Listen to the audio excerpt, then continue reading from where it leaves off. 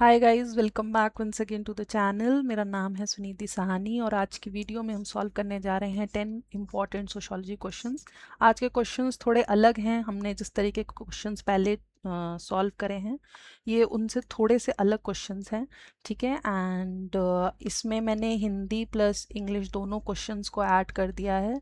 मैं पूरी कोशिश करूँगी कि मैं हिंदी क्वेश्चंस को रीड करके आपको पढ़ के बता पाऊँ, वरना आप जो है स्क्रीन पे जो क्वेश्चन आए उसको एक बार वीडियो को पॉज करके रीड कर सकते हैं। ठीक है, एक्सप्लेनेशन मेरा हिंदी में ही रहेगा, हिंदी इंग्लिश में दोनों में ट्राई करूँगी कि आप लोगों को सेटिस्फाई कर पाऊँ अपनी बातों से और अपने एक्सप्लेनेशन से। तो चलिए शुरू करते हैं। हमारा जो पहला क्वेश्चन है वो है, which one of the following statements represents the idea of C.W. Mills about the sociological imagination? So you must know this thing कि C.W. Mills जो हैं उन्होंने मतलब वो basically this concept of sociological imagination से रिलेटेड है। ये आपको इस बारे में पता होना चाहिए। इनके one of the key terms ये हैं। सेकंड की टर्म जो है इनका वो है पावर एलीट का। ठीक है, तो आपको ये दो चीज़ें C.W. मिल से रिलेटेड ध्यान होनी चाहिए। ठीक है, तो सोशोलॉजिकल इमेजिनेशन आप पढ़ते होगे आई थिंक क्लास 11th या 12th की एनसीईआरटी में जो चैप्टर नंबर 1 है उसमें ही सोशोलॉजिकल इमेजिनेशन इंदिरा गांधी का एग्जाम्पल दे के सोशोलॉजिकल इमेजिनेशन की बात करी गई है। उसमें उन्होंने पर्सनल वर्सेस पब्लिक मतलब personal trouble and public issues के बारे में बात करी है। और उन्होंने कहा है कि एक सोशोलॉजिस्ट को उनको सोशोलॉजिकल इमेजिनेशंस को डेवलप करना चाहिए। तो एक्सप्लेनेशन क्या है? Looking social world as a social fact, understanding differences among the classical theory, bringing together private trouble and public issue, avoiding individual based explanation. तो जैसे कि मैंने पब्लिक एंड प्राइवेट मतलब private troubles versus public issue की बात करी, तो answer है इसका bringing together private troubles and public issue. इसका हिंदी में भी अनुवाद देख लेते हैं। निम्नलिखित में से कौन सा कथन समाजशास्त्रीय कल्पना के बारे में सी राइट मिल्स के विचार के निरूपित करता है? ठीक है, तो जैसे कि हमने बताया, निजी समस्याएं और सामाजिक मुद्दों को एक साथ लाना। ठीक है, तो ये इसका आंसर होगा। मैं ट्राई करूंगी कि मैं अच्छा कर सकूं। Who among us the following says that sociology is the study of collective representation? तो remember 2-3 things जो मैं आपको बता रही हूँ। कलेक्टिव रिप्रेजेंटेशन आए, कलेक्टिव एफर्वेंस आए, ठीक है, ये सब डर्कहाइम के कॉन्सेप्ट हैं। तो आंख बंद करके अगर ये कहीं पे भी आपको ये की टर्म्स आते हैं किसी भी क्वेश्चन में, तो आपको ये बात ध्यान रखनी है। तो इसका आंसर डर्कहाइम है। हिंदी में भी देख लेते हैं। निम्नलिखित में से किसका कथन है कि समाजशास्त्र सामूहिक प्रतिनिधित्व का अध्ययन है? ठीक है, तो डुरखाइम है इसका आंसर। नेक्स्ट आता है, according to Max Weber an ideal type क्या है? तो उनके हिसाब से, जो वेबर हैं उनके हिसाब से जो आइडियल टाइप है वो एक मेजरिंग टूल के जैसा है। जैसे फॉर एग्जांपल अगर हमें चार चीज़ों को कंपेयर करना है, ऐसे मैं एक एग्जांपल ले रही हूँ कि हम डिशेस को कंपेयर कर रहे हैं कि सबसे बेस्ट डिश कौन सी होती है। ठीक है, और हमने एक वो कहते हैं ना, एक हमने आइडल टाइप बना लिया। जैसे कि मैं कहूँ कि जिस जिस सब्जी में गरम मसाला डलेगा, हल्दी डलेगी, नमक एकदम पर्याप्त मात्रा में होगा, मतलब एकदम अप्रोप्रिएट अमाउंट में होगा। मतलब मान लीजिए कुछ हमने रेशियो चूज़ कर लिया कि हाफ ये हाफ इतना, मतलब इतना इतना अमाउंट डलना है। तो हमने एक बना लिया मापदंड, वो एक एग्जाम्पल सेट कर लिया। ठीक है, कि ये हमारा एक एग्जाम्पल है और अब हम क्या करेंगे, ये हमारा एक आइडल टाइप है और इसके इसी इसी को सभी से कंपेयर करेंगे। अब हमने पहला देखा, पहली डिश देखी कि क्या उनमें ये सब इंग्रेडिएंट्स इतने इतनी मात्रा में हैं, अगर हैं तो टिक। दूसरे में क्या है, हाँ ठीक है। तीसरे में मान लो नहीं निकले, चौथे में मान लो नहीं निकले, तो ये दो जो है वो हमारे मेजरमेंट टूल पे खरे उतर के आए, हमारी उम्मीदों पे खरे उतर के आए। तो ये एक तरीके का सिंपल एग्जांपल मैंने देने की कोशिश करी है आइडल टाइप की। तो according to Max Weber an ideal type क्या है? The most common situation in a given society, no. Philosophical model of ideal society, नहीं। Conceptual or analytical tool to understand the social phenomena, yes. Statistical evidences collected by social researches, no. It's a conceptual or analytical tool to understand social phenomena. ये बात ध्यान रखिएगा कि मैं आपको इसलिए idol type का मतलब समझा रही हूँ। अगर मान लीजिए क्वेश्चन में कहीं पे भी आता है कि ideal type is a measuring tool, ठीक है, मेजरिंग टूल या कंपैरिजन ड्रॉ करने वाला टूल, तो अगर ये सब कीवर्ड्स हैं, अगर ऐसे कुछ आता है तो आपको आइडियल टाइप में वही ही टिक लगाना है, ठीक है, ये ध्यान रखिएगा, ठीक है, क्योंकि एग्जैक्टली ऐसा सेम क्वेश्चन नहीं आएगा और मतलब आपको समझ में आना चाहिए। मेरा एम आपको एमसीक्यू सॉल्व कराने के पीछे बस इतना सा है कि आपको चीज़ों का क्रक्स समझ में आए, और अगर आपको किसी चीज़ के पीछे का मतलब समझ में आ रहा है तो आप क्वेश्चंस करने में 100% सक्सेसफुल होंगे। मैक्स वेबर के अनुसार आदर्श प्रारूप क्या है? सामाजिक प्रघटना को समझने का अवधारणात्मक या विश्लेषणात्मक साधन, ठीक है।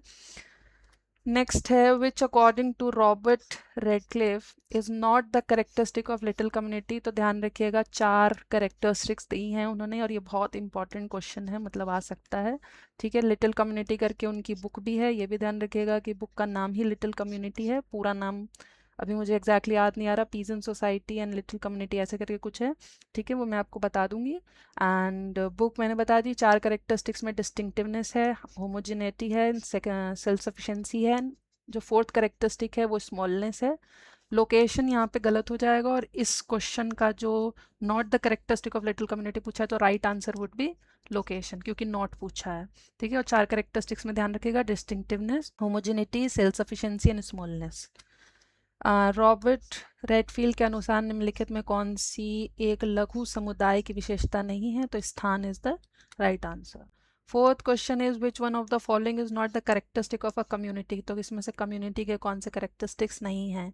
टेरिटरी है, सेट ऑफ सोशल रिलेशन है, वी फीलिंग है, language is not the characteristic of a community, ठीक है।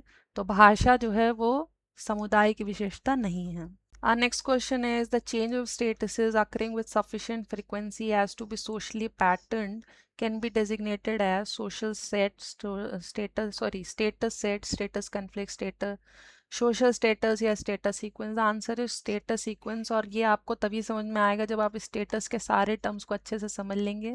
मैंने एक वीडियो बना दी है, उसमें मैंने स्टेटस के सभी टर्म्स, डेफिनेशंस एंड कॉन्सेप्ट्स के बारे में समझाया है। उसमें मैंने स्टेटस सीक्वेंस के बारे में भी बात करी है। स्टेटस सीक्वेंस का मतलब होता है लाइक फॉर एग्जांपल कोई लड़का है राम, पहले वो ग्रेजुएशन कर रहा था तो वो एक स्टूडेंट की स्टेटस पे था, उसके बाद उसकी जॉब लग गई तो वो एक एम्प्लॉय बन गया, ठीक है। मान लीजिए उसके बाद वो कंपटीशन की प्रिपरेशन करके आईएएस ऑफिसर बन गया, तो अब वो एक आईएएस ऑफिसर के स्टेटस में बढ़ गया। ऐसा नहीं है कि स्टेटस हमेशा ग्राफ ऊपर की तरफ जाएगा, ऐसा नहीं है, ऊपर नीचे जा सकता है। बस मेरा यहाँ पे जो कहने का मतलब है वो ये है कि एक लाइफ टाइम में आप जितने भी स्टेटसेस को अपनाते हैं, मतलब ये जो बेसिकली सीढ़ी है कि पहले आप कुछ थे फिर आपका स्टेटस कुछ और हुआ। मान एक व्यक्ति है, वो पहले पढ़ाई करेगा, उसके बाद जॉब करेगा, फिर शादी होगा तो मैरिड मैन हो जाएगा, उसके बाद वो फिर उसके बच्चे होंगे तो वो एक पेरेंट बनेगा, उसके बाद उसके बच्चों के बच्चे होंगे तो वो फिर दादाजी बन जाएगा या दादी बन जाएगा। तो बेसिकली यहाँ पे ये जो ट्रांजिशन है ना, that is basically status sequence. इसका हिंदी वाला पार्ट भी देख लेते हैं। सामाजिक प्रतिमान के रूप में बारंबार होने वाले परिस्थिति के परिवर्तन को क्या कहा जाता है? चेंज। परिवर्तन इज बेसिकली चेंज को क्या कहा जाता है? तो अभी हमने बात करी परिस्थित क्रम, ठीक है।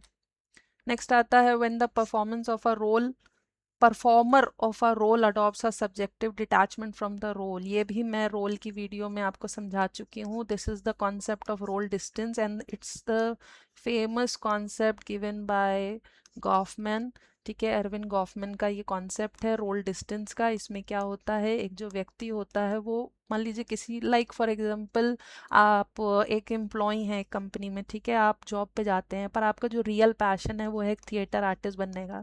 तो जब आप जॉब करते हो ना, आप एक ऑफिस के कर्मचारी हो, ठीक है, तो आप करोगे क्या, आप जो आसपास के लोग हैं ना उनको ये बार बार इंडिकेशन देने की कोशिश करोगे कि ये तो मैं सिर्फ और सिर्फ जो है अपने जीवन यापन के लिए कर रहा हूँ, सिर्फ और सिर्फ अपना घर चलाने के लिए कर रहा हूँ, मेरा रियल पैशन तो कुछ और है, ठीक है। तो ये एक सिंपल एग्जांपल है जो मैं रोल डिस्टेंस का आपको दे रही हूँ। हिंदी में भी देख लेते हैं। जब किसी भूमिका को निभाने वाला भूमिका से आत्मगत तटस्थता को अपनाता है तो इसे क्या कहा जाता है? तो उसे कहते हैं रोल डिस्टेंस, भूमि का दूरी। According to whom role is the dynamic aspect of status, where status refers to the position and role to its performance. हम जो status वाली वीडियो है उसमें इस definition के बारे में बात कर चुके हैं. This is the famous definition by Ralph Linton. यहाँ किसका कथन है कि भूमिका परिस्थित का गतिशील पहलू है, जहाँ परिस्थिति का संबंध प्रतिष्ठा से और भूमिका का संबंध निष्पादन से है. तो ये दिया है रैल्फ लिंटन ने. Next question is, by what term Merton designated the range of role relationships which person have by the virtue of occupying a particular social status. Same चीज़ मैं वही कहूँगी कि मैं ये status में discuss कर चुकी हूँ. This is the famous concept of role set by Robert K. Merton. ठीक है, तो हम पहले ही डिस्कस कर चुके हैं, तो बार बार बात करने से कोई फ़ायदा नहीं. भूमिका संबंधों की श्रृंखला जो व्यक्तियों को विशेष सामाजिक परिस्थिति पर होने के कारण मिलती है को मर्टन ने क्या कहा है, तो इसको भूमिका समूह कहा है, मतलब रोल सेट कहा है. ठीक है, मतलब एक स्टेटस से विभिन्न विभिन्न प्रकार के रोल्स अटैच्ड होते हैं, एक ही रोल नहीं होता है. नेक्स्ट है which are not the characteristic of a primary group. तो प्राइमरी ग्रुप का कौन करेक्टरिस्टिक नहीं है? प्राइमरी ग्रुप का करेक्टरिस्टिक, प्राइमरी ग्रुप क्या है? फॉर एग्जांपल आपकी फैमिली, वो आपके प्राइमरी मतलब जो आपके क्लोज वंस होंगे ना, वो आपके प्राइमरी ग्रुप को बनाएंगे. ठीक है, वो समूह बनाएंगे जो आपके सबसे करीब है. ओन नॉर्म्स एंड रूल्स, ये तो सही है. एज गलत है, सेक्स गलत है, फेस टू फेस इंट्रैक्शन होता है, तो यहाँ पे पूछा है नॉट, तो हमारा बी और सी सही हो जाएगा. तो फोर्थ ऑप्शन वुड बी सही. यहाँ पे एज और sex are not the characteristic of primary group. निम्नलिखित में से कौन सी प्राथमिक समूह की विशेषता नहीं है? आयु और लिंग, बी एंड सी. तो okay, thanks for watching this video. ये जितनी भी वीडियोस एमसीक्यूज़ की हैं वो सब की प्लेलिस्ट मैंने बना रखी है, उसको वो सब आप डिस्क्रिप्शन बॉक्स में डायरेक्टली लिंक पे जाके प्लेलिस्ट को एक्सेस कर सकते हो. अभी तक हम बहुत सारे एमसीक्यूज़ को ऑलरेडी सॉल्व कर चुके हैं, तो आई होप आप एमसीक्यूज़ को सॉल्व कर रहे हो लगातार, क्योंकि एमसीक्यू सॉल्व करने से आपके कॉन्सेप्ट्स क्लियर होते हैं. So thanks once again for watching this video. हम फिर मिलेंगे कुछ नए एमसीक्यूज़ के साथ. तब तक के लिए आप लोग पढ़ते रहिए और हमेशा खुश रहिए.